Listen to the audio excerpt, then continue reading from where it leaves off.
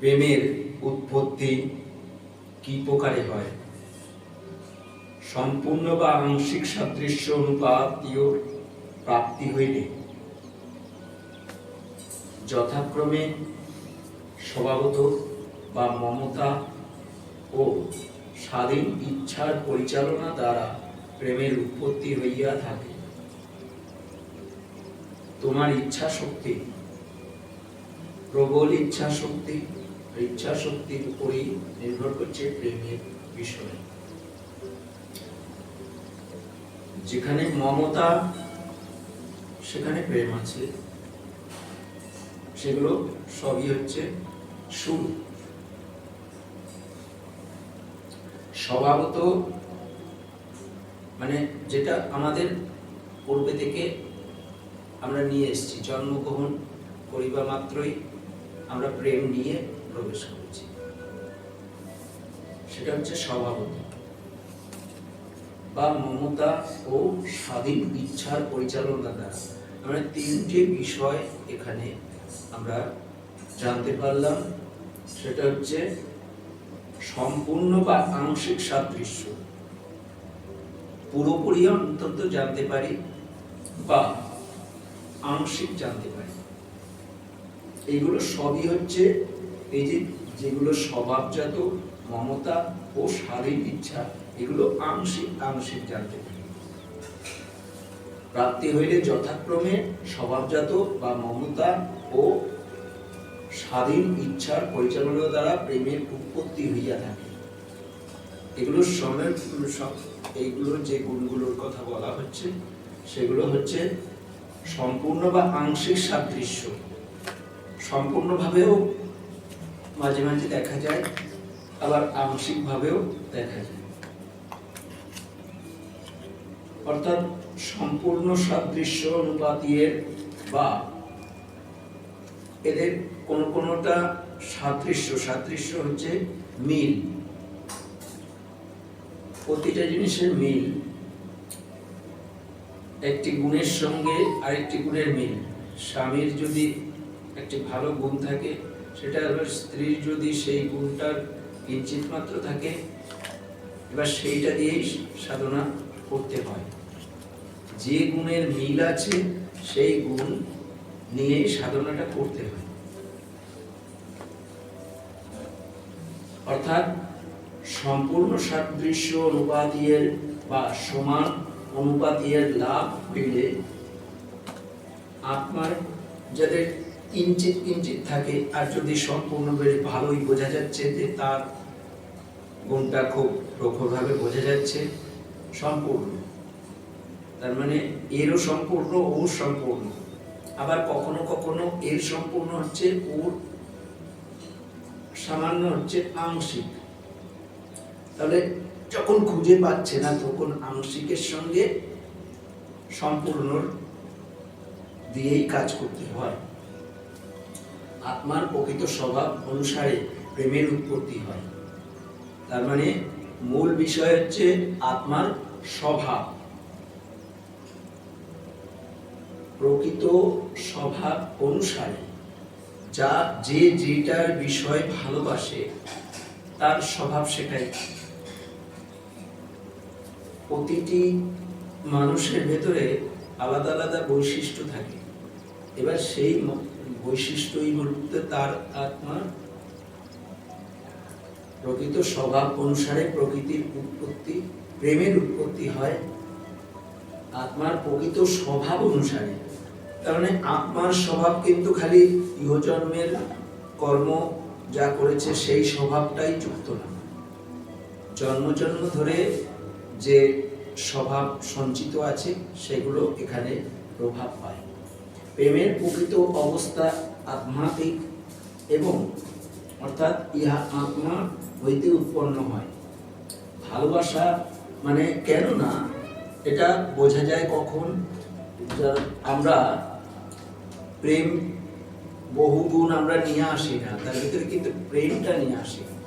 এই জন্য দিনের পর দিন আমরা প্রেমটা কিন্তু সঞ্চিত করেছি, কিন্তু প্রকৃত প্রেমটা আমাদের হয়নি বলে প্রকৃত প্রেম হওয়ার কৌশল একমাত্র সত্য ধর্মে আছে।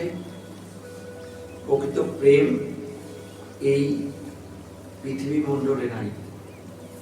যাই হোক, আমাদের বড় সৌভাগ্য যে প্রেম সংজ্ঞা আমরা পেয়েছি, প্রেম কি করে করতে হয় সেটার সুযোগ লাভ করেছি, কিন্তু প্রেমিক হতে পারছি কোথায় সেগুলো ঠিক মতন আমরা ব্যবহারে আনতে পারছি না বলে আমাদের সমস্যা।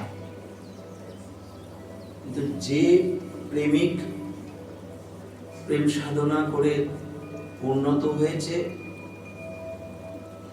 তার প্রকাশ পায়, কিন্তু সম্মুখে তাকে সে প্রকাশ করতে চায় না, কেননা তার গুরুত্ব কেউ দেবে না। এটা প্রেম প্রবন্ধেই আছে, পরবর্তী নিয়ে আলোচনা করা যাবে। প্রেমের প্রকৃত অবস্থা আত্মাতে, এবং ইহা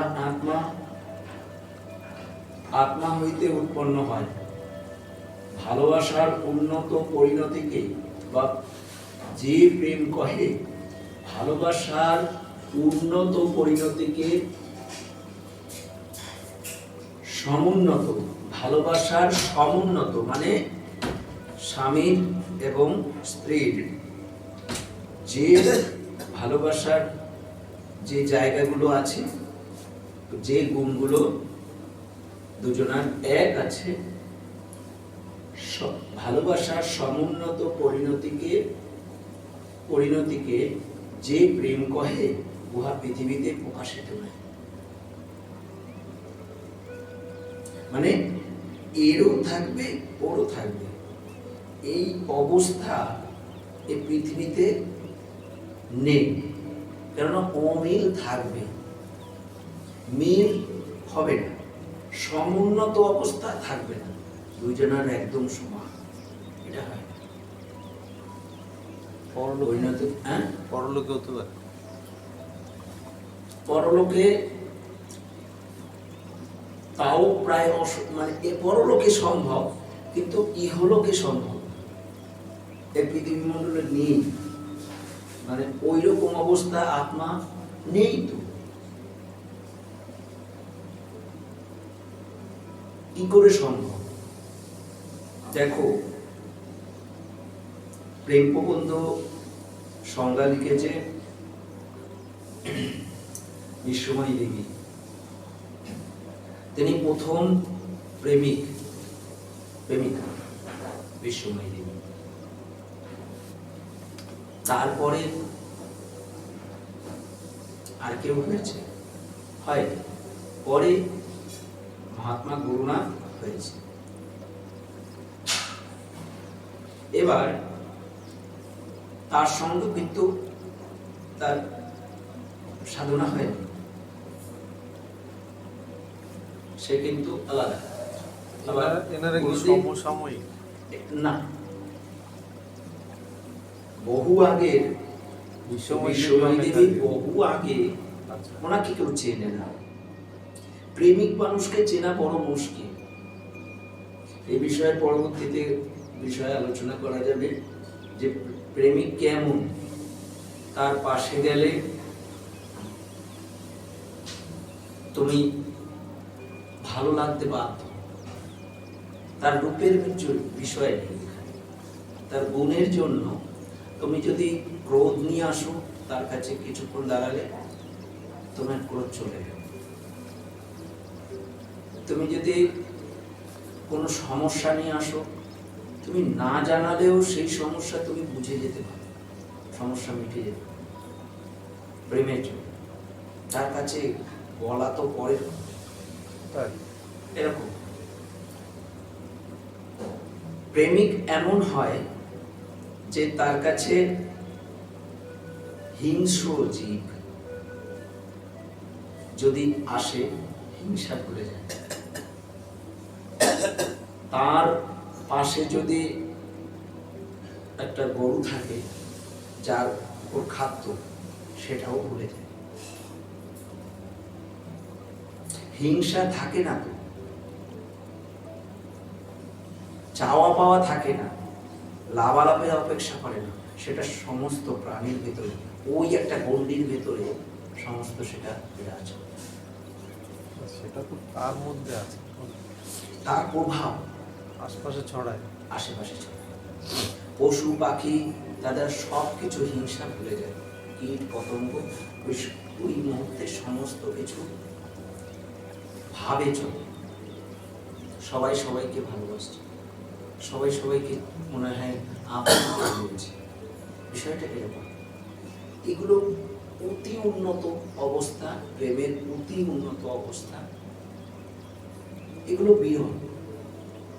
এবার সেই রকম দুইজন একসঙ্গে এটা সম্ভব। ও কঠিন।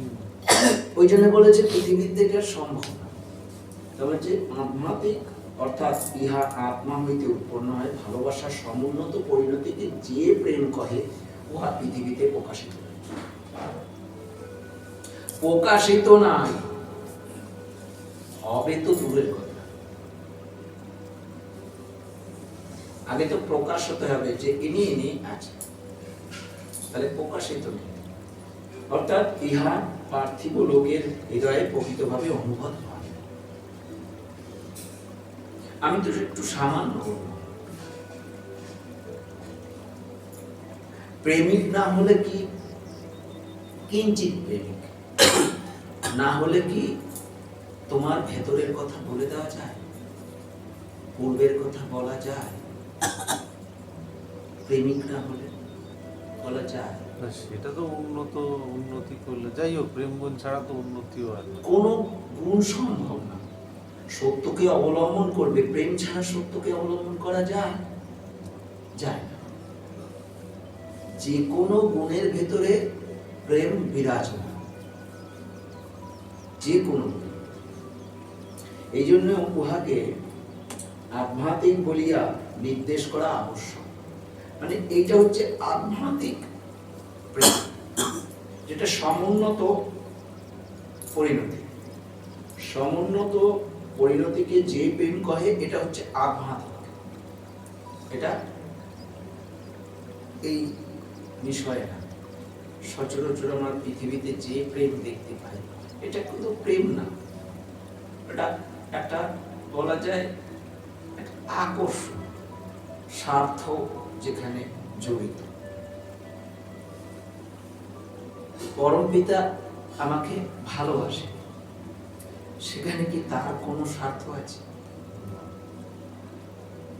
গুরুদেব আমাকে ভালোবাসে, তার কোন স্বার্থ আছে? কারণ তার প্রতিনিধিত্ব তিনি তাকে তৈরি করে তারপর আমার জন্য রেখেছে। তাহলে সত্য ধর্মের মূল বৈশিষ্ট্যগুলো আগে বুঝে নিতে হবে। মূল বৈশিষ্ট্যগুলো বুঝে নিতে হবে। আচ্ছা, নিভে গেছে আলো, কিন্তু আমি দেখতে পাচ্ছি না, নেই। দেখো ওটা বন্ধ।